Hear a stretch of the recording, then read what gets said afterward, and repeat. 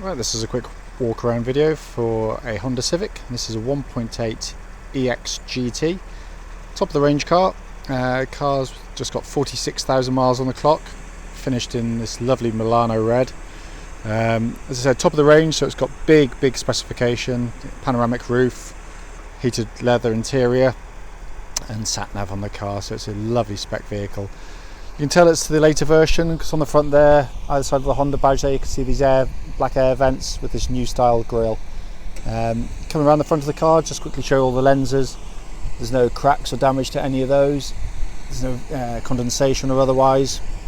And the front's only got very minor stone chipping on it. There's the odd little mark here and there, but there's not much.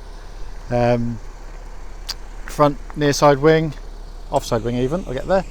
Nice and clean. Alloy very good, just a tiniest little bit of curbing on the outside, and the tyre's got tons and tons of tread on the car. Flanks of the car, again, all in very nice order. There will be the odd minor marks, so I'm not going to pretend there isn't, because you'll get that on any used car. We never, rarely is a car absolutely immaculate, but this car's very clean given the age. We're looking at sort of a 7-year-old car now, but it's very clean. There's no indentations down the side at all.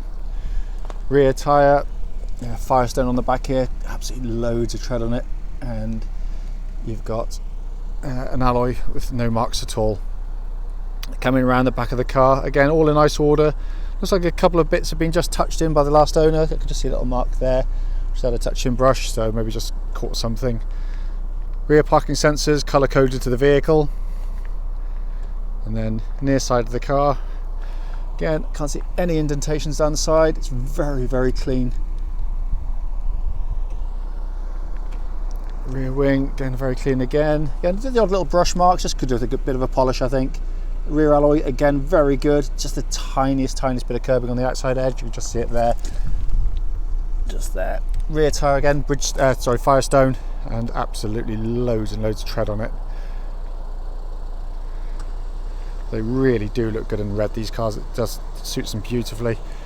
Final tyre, again, Firestone. Again, loads and loads of tread, and again, an alloy in very good condition with only minuscule amounts of curbing on it.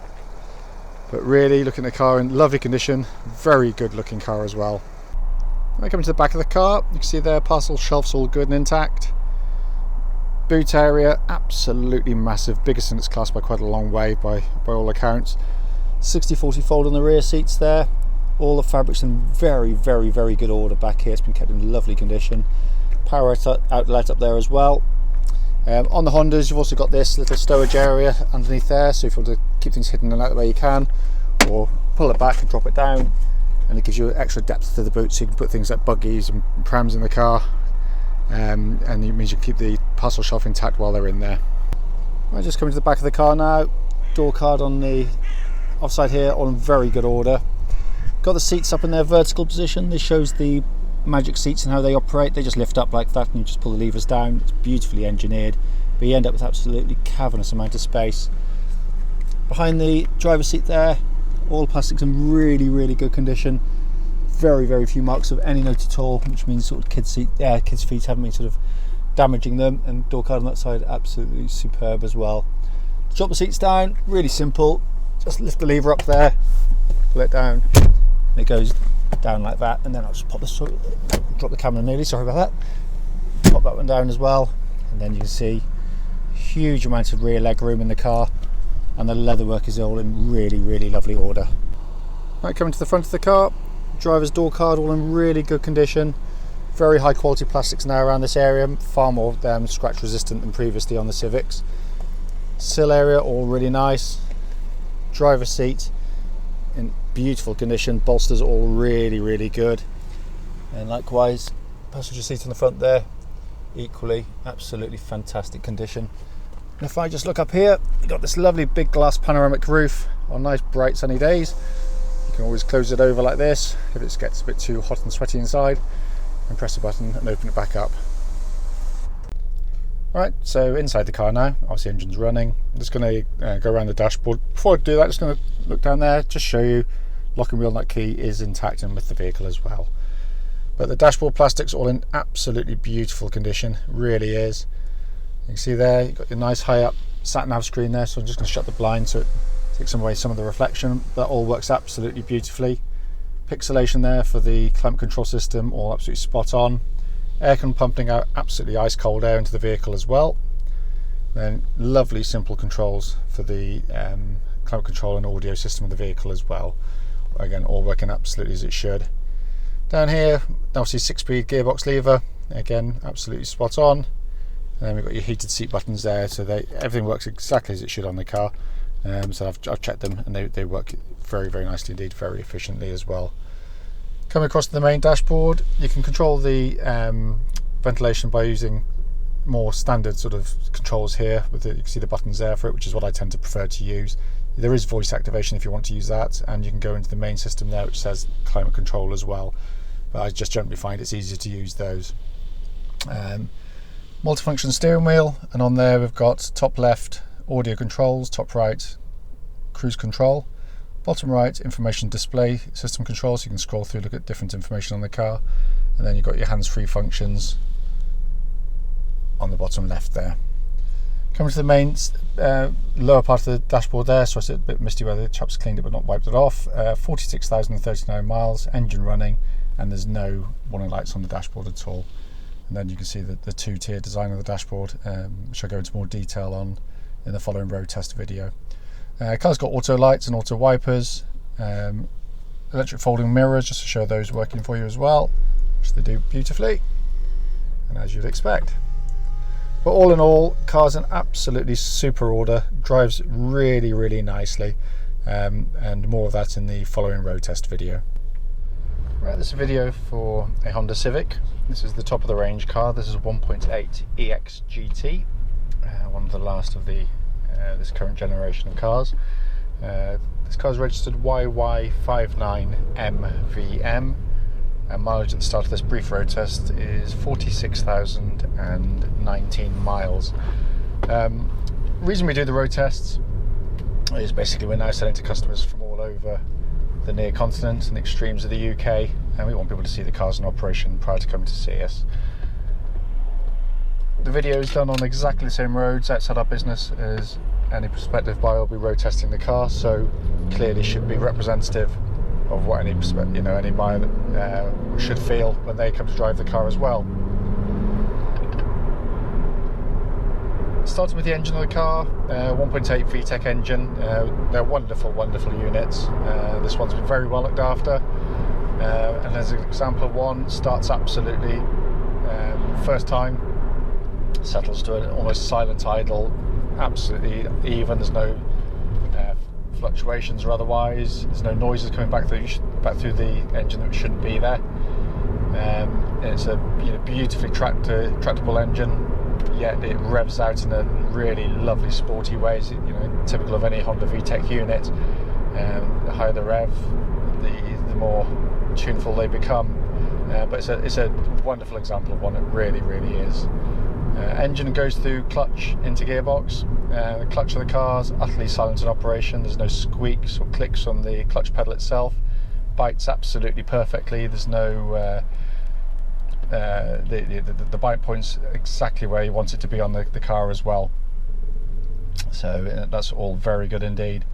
Clutch then goes through to the 6-speed gearbox, which is an object lesson to other manufacturers and exactly how to do a gearbox. Brilliant gear change, beautifully judged synchromesh, lovely shortened throw, but it's not notchy at all.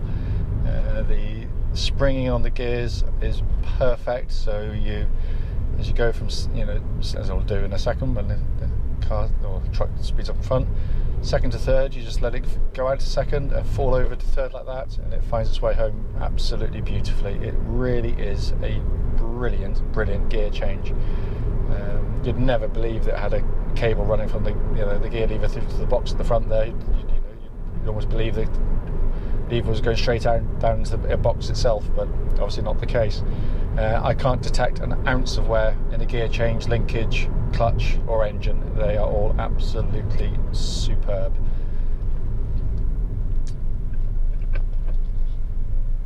As I drive along also, as I pick up the speed in a second, I will be listening out for things like noises that shouldn't be there, and by that I mean kind of wind noise, that you might get intrusion where someone's damaged the seal or on the doors, or badly fitted windscreen or sunroof. Not really the case on these Hondas, but thus far it's been very, very quiet indeed, exactly where I expected it to be. Steering of the car tracks absolutely bullet straight. There's no vibrations going back through it. Again, I cannot detect even a tiniest amount of wear in it. It really is lovely and precise. The steering complements the chassis absolutely perfectly, and that's not always the case. Sometimes you find a quick steering rack is lovely in principle and in idea, but when it's attached to a chassis which is softly set up, you end up with quite a nervous drive. Whereas this, as soon as you turn the wheel, the chassis responds immediately with it, and it just flows absolutely brilliantly. So you end up with very, very level cornering on the car. And the suspension of the car is spot on. There's not a noise from underneath it. There's no clunks or bangs, or again, not a hint of wear under there either. It's the things I'll be looking out for, much the same as yourself, will be things like little rattles and stuff which you get from sort of drop links and suspension struts, where they're perfectly safe, but they just develop a bit of wear, and it just feels a bit sort of tired underneath. But there's nothing. It rides absolutely beautifully. It really does. Brakes on the car, lovely and solid. Great pedal on the vehicle. There's no pulsing, or I can't feel any kind of grinding through the pedal at all. Which suggests that the discs are in very good order underneath. Clearly, they get checked as part of the pre-delivery service, but the pedal itself is, it's very well judged pedal on these things. They're not over servoed, which is horrible because it can make for very, very kind of jerky driving. But they're not spongy and horrible either. So they do instill a lot of confidence. But the brakes in it pull up nice and straight. And let's say the pedal is lovely and solid right towards the top of the pedal itself. Looking inside the vehicle, let's say the car's literally just arrived. It's been dropped off by the driver, who's driven it quite a long way, and kind of eulogising about how nicely it drove, which is pretty much always the case in our Hondas that we select. But it's getting in it now. It's not going to take very long at all to get it to the forecourt standard that we want. It just needs a slightest of cleans. The interior plastics are in very, very good condition. Obviously, this is a big spec car. EXGTs, benefited from the heated leather interior and the panoramic glass roof that you see, or you can't see, but it is above my head. But also, they actually deleted the sat nav, so on the GT package you get the sat nav as well, and obviously the hands-free system that comes with it. But looking at the dashboard, absolute work of art. It really is a brilliant place to sit. But just a couple of points on it. Because this is the 2009 onwards model, they revised the interior quite substantially, upgraded some of the plastics which were notorious for wearing quite quickly, even though they're beautifully made. They could mark relatively easily, so Honda listened to their customers, and what they did was basically this sort of silver, not silver, it's kind of like a what do they call it, sort of magnesium look, or sort of darker trim around there, and around the light switches here is much more resistant to the scratching than the pure silver, the previous one, where you could scratch through them quite easily actually. And the other area which was very easy to mark, it didn't damage it, but around here where you got your controls for certain switches, that used to be a glossy plastic which looked very nice if you kept it clean, but if people fingernails could very easily mark it, a bit like cover of a phone, and it just looked a bit scruffy after a few years, whereas this is brilliant. It just doesn't show the marks at all. But sat-nav's working absolutely perfectly. Every control works with that lovely click precision that you get from Honda cars. Air conditioning's pumping out absolutely ice cold air. It's lovely and cool in here, but it's all lovely and easy to use, this is what I love about this dashboard. It is a brilliant thing to sit behind and look at, because it's it's very futuristic, very interesting, very stylistic or styled, but that's not at the expense of function in any way, shape or form, because the next part of the dashboard, which is my favourite part really, is this two-tier bit directly in front of me. So I've got high up display there for miles per hour. And what's good about that is basically I can look ahead to, you know, what's coming around the corner in front of me, but out to the corner of my eye I can clearly see the speed I'm doing. So if I was sort of in a 30 mile an hour limit and I started to go a little bit above that, then I can see it very clearly, whereas quite often we've all done it, we all drift along a bit too quick than we should, and that can be, you know, difference between, you know, sort of a serious accident or otherwise. But just brilliant, so clever. To the left and right of that you've got a little rev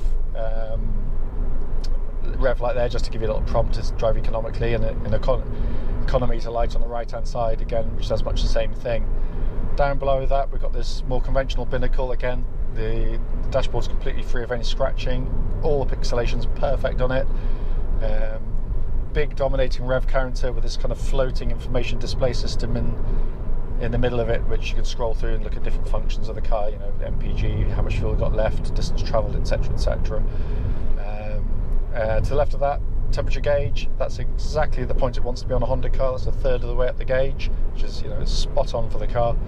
And then obviously fuel gauge on the right hand side, and then we've got auto lights, auto wipers, multifunction steering wheel, all in, again, lovely crisp condition. It really is a fabulous order.